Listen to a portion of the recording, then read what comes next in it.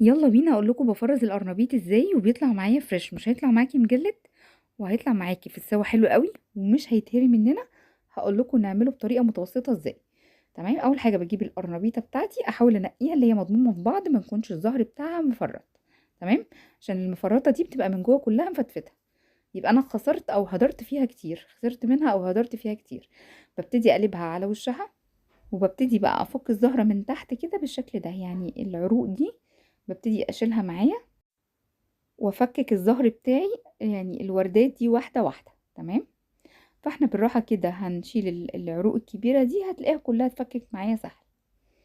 تمام، وبعد ما افكك كل الظهر بتاعها، ده خطوة مهمة قوي لازم يعني تعتمدوها في اي حاجة، اننا ننقع اي خضار بتاعي او فاكهة او اي حاجة، يعني اي حاجة من الاكل اللي احنا بناكله ده لازم يتنقع في مية وخل. خطوة ضرورية ومهمة جدا. فانا هنقع القرنبيط بتاعي بعد ما افرطه كله زهرات صغيرة، هنقعه 10 دقايق في مية وخل، وببتدي اشطفه شطفة بسيطة وخلاص.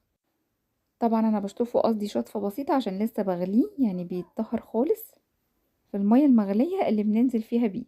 تمام، وانا بعد ما فردت الزهر بتاعي دوت كده، ببتدي بقى اصغر الزهرات بتاعته اكتر.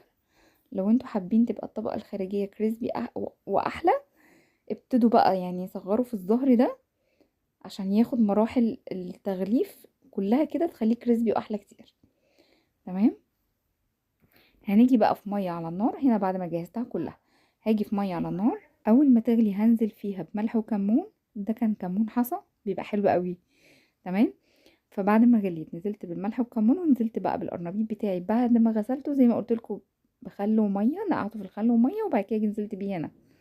تمام، هبتدي بقى اسيبه قد ايه. بعد ما انزل بالقرنبيط بتاعي كله، انا كنت عامله قرنبيطتين. تمام، هما دولت كفايه قوي لينا، يعني بفرز على قدنا كده قرنبيطتين. شوفي انتي هتجيبي قد ايه، قد يعني عدد افراد اسرتك، والكميه هتعمليها كلها على مره او على مرتين. هنا بعد ما نزلت بيها كلها اهو، الحله خدت القرنبيطتين معايا. بسيبها قد ايه؟ بسيبها بالظبط 5 دقايق. تمام، طبعا النار متوسطه معايا، هي بتاخد توتال سوا. عشان انا اسوي القرنبيط واكون خلاص هحمره في ساعتها، بياخد 10 دقايق معايا بالظبط. تمام، فانا هسيبها 5 دقايق وهطلعها بعد ال5 دقايق.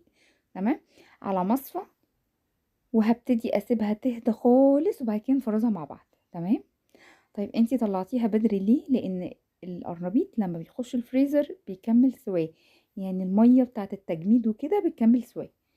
فانا مش حابه ان هو يتهري معايا، فعشان ما يتهريش معايا انا بديله نص وقت التسويه. تمام، انا كده ما تقلقيش، لو انتي لقيتيه ناشف ما تخافيش، ما تقلقيش، هيكمل سواه في الفريزر، عشان ما يطلعش معاكي من الفريزر من الميه والمده يطلع مهري. تمام، انا بعد ما بسيبه يهدى خالص، ببتدي في اكياس تلاجة اعمل على قد كل كيس، على قد الوجبه مثلا، او ممكن اعمل يعني اكياس صغيره كده اهوت، واطلع قد ما انا محتاجه. بنعمله بقى ايه؟ قرنبيط بشاميل، بنعمله صينيه قرنبيط في الفرن، بنعمل قرنبيط محمر. يعني القرنبيط ده انا بطلع منه افكار كتير جميله جدا. ان شاء الله على القناه عندي هتلاقي كذا وصفه للقرنبيط باذن الله هنزلها لكم. تمام، وبس كده. يلا جربوه قولوا لي رايكم. ما تتكوش على القرنبيط في السوا علشان ما يطلعش مهري معاكم، تندموا بعد ما تفرزوه بطريقه غلط. هي تفريزه مفيش اسهل من كده، هي نص سوا، وهنبتدي بعد ما يبرد على اكياس وعلى الفريزر، وهيقعد معاكم للسنه. تمام،